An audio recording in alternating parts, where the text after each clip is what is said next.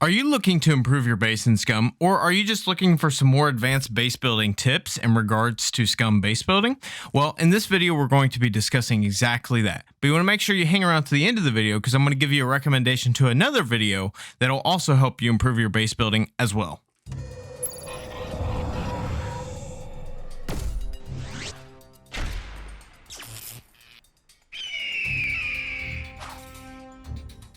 All right. So for the first advanced base building tip today, we're going to discuss adding multi-layer door systems. So what I mean by this is you can stack doors in front of each other. The more doors you have in front of each other, that means the more locks you have protecting your loot.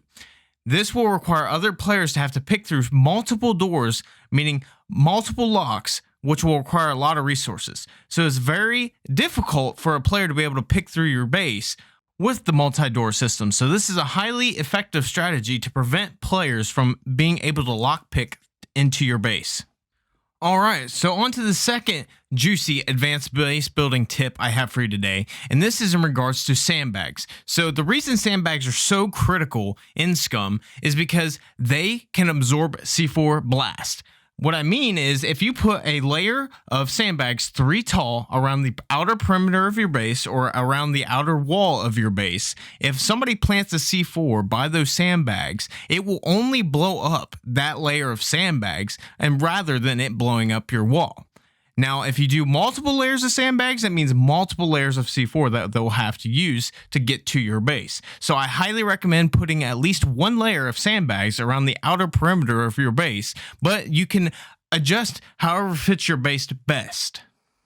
All right, so on to the third super juicy advanced base building tip I have for you today, and this is in regards to doing honeycomb walls. Now, if you've ever played any survival game before that has base building in it, you'll kind of probably already know what honeycombing walls is. But essentially, if you don't know, this is where you put multiple layers of walls. Within those walls, you put more layers of walls. You can do it in triangles or whatever fits your fancy, but for this concept, I'm going to be discussing the triangles. But if you do this between your walls, this will help prevent C4 from blowing through multiple layers. Now, it still might blow up some of the honeycomb part of the wall, but it'll ultimately help protect your base more because the C4 won't be able to blow through all of the walls. It'll only blow through a few of them.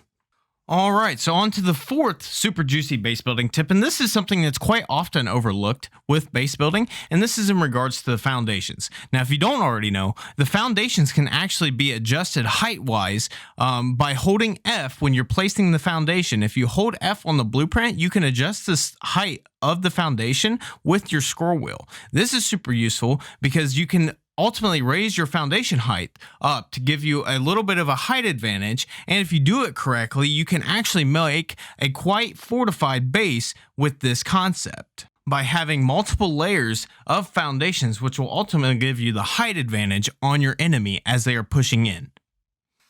All right, so on to the last super juicy base building tip I have for you today, and this is in regards to the location of where you build your base. Now, if you haven't built your base already, location is something that you really need to focus on. I highly recommend you get a location where you have the high ground. Nobody around you, if they are trying to raid, will have the high ground on you. You will always have the high ground on them.